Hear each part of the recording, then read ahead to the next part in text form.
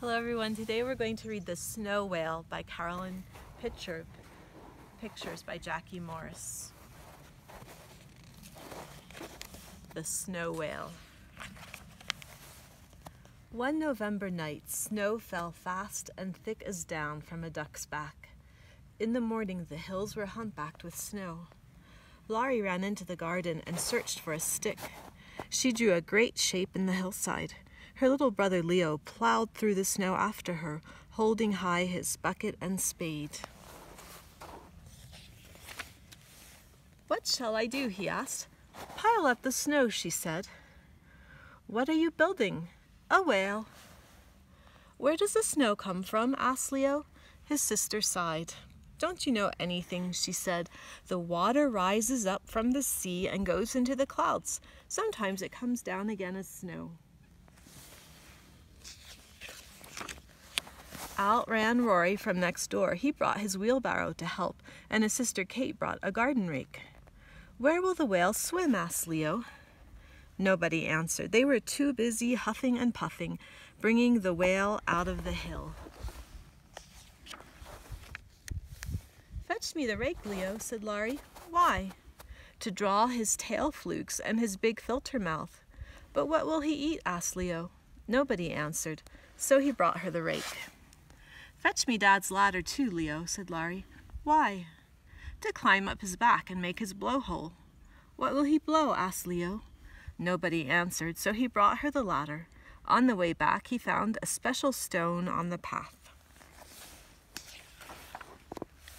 "Here's the whale's eye," he cried. "It's very tiny," said Laurie, "but it looks happy," said Leo, and he climbed up to put it on the whale's face. They shoveled and dug and bucketed and wheeled and packed and patted and polished and smoothed. Then they stood back and looked.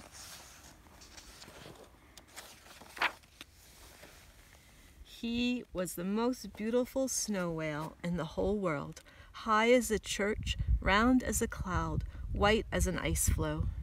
In the afternoon, the whale looked blue. "That's because he's freezing," said Laurie, "and so am I."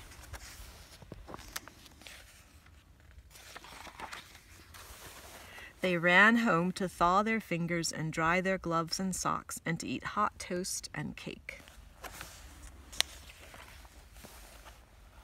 As darkness settled over the hillside, Laurie and Leo watched the whale from their window. "The valley is just a jam jar to him," said Laurie. "If he sang, his voice would shatter the hills. If he thrashed his tail, he would break our house in two." Next day it was so cold that the snow whale's mouth was full of icicles.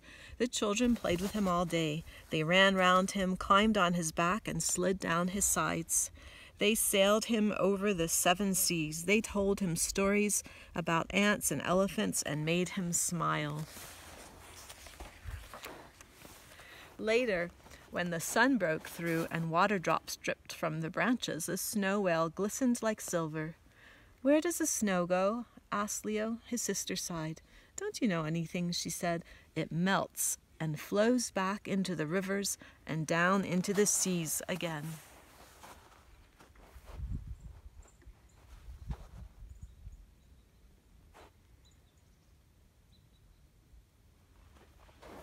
That night, Leo dreamed of whales singing in the hills and playing with their calves at the bottom of the sea.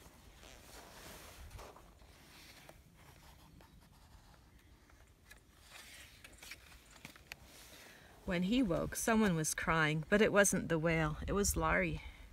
"Where has the whale gone?" she sobbed. "I do know that," Leo said, and put his arms around her. "He's gone back to the sea again. Snow whale's gone home." Thank you for listening. That was The Snow Whale.